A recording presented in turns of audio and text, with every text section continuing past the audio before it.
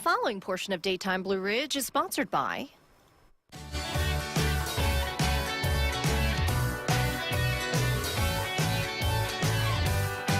It is a national memorial that tells the story of the invasion of Normandy on June 6, 1944. It is located here in Bedford, Virginia, a community that suffered the highest per capita losses than any other community in the nation.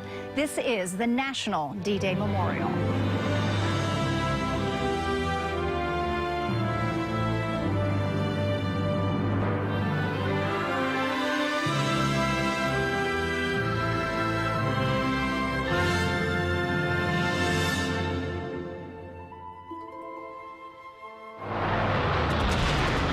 The Great Crusade, one that would eventually change the course of World War II, but not before thousands of lives were lost. And it's here in Bedford where visitors can take a beautiful and symbolic journey that tells the story of that fateful day and honors those who were lost. It was designated by Congress as a national monument. I met up with the memorial president, April Cheek-Messier, to take a tour. April, I can't believe I haven't been here before. I'm excited to take a tour. Absolutely. We have so much to show you. Our first stop was here to the sculpture entitled Homage, a symbolic tribute to those communities who saw their loved ones leave and never return.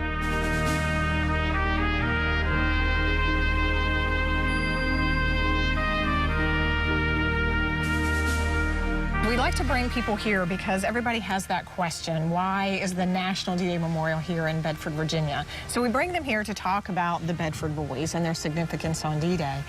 The Bedford Boys were part of Company A of the 116th Infantry Regiment of the 29th Division, and they would be the first and only National Guard unit to go in on the first wave on D-Day. 26 Bedford Boys would actually land on the actual beach on D-Day, and of those 26, 19 from Company A were killed almost within the first 15 minutes. Wow. Another one from Company F was killed.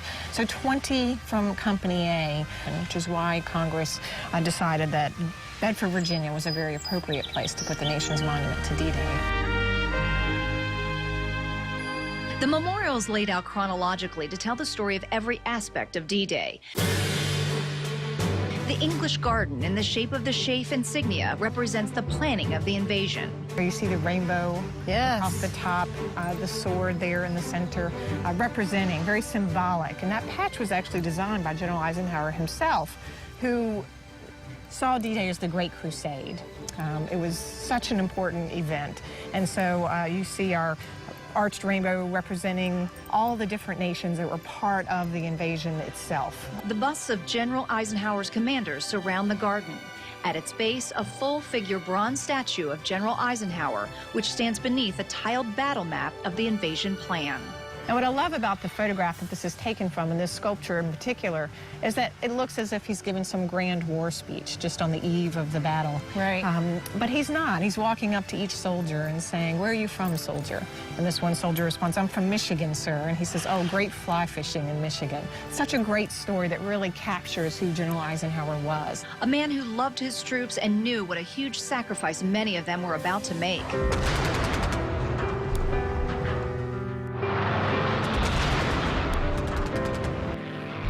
You get a sense of that sacrifice and how difficult the invasion really was here at the Gray Plaza.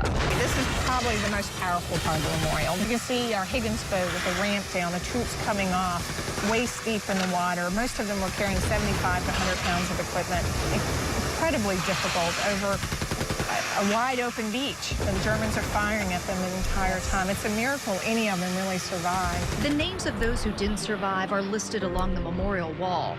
A list of not only the American soldiers, but also Allied troops. A list that took researchers at the memorial over a decade to compile. This invasion turned the tide of the war and led the way to victory, which is represented at Overlord Arch. But from here you can see the word Overlord inscribed on both sides, and that was the code name for the invasion of German-occupied France on D-Day, so Operation Overlord. And the arch itself is just representative of victory. In Roman times, there was usually a victory arch when Roman troops came back home and there was a victory. They marched under the arch, and so it's a very powerful symbol of victory. You will no doubt be moved by what you experienced during your tour here. I found it not only educational, but also an overwhelming emotional experience. A historical journey that volunteer and former World War II veteran Hayden Furrow feels honored to tell. And to be able to tell them some firsthand experiences, some of it, I feel good about just being able to do that. I count it a blessing to do that.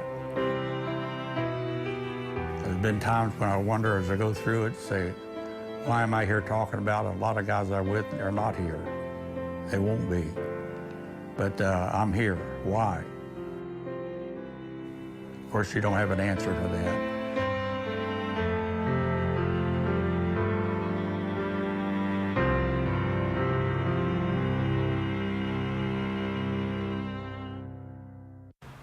And there are many events coming up at the memorial, including the 72nd D-Day anniversary, where beginning at 12:30, for the first time ever, they will stage a public reading of the names of all 2,499 American soldiers who lost their lives during the Normandy invasion. Find out more at dday.org.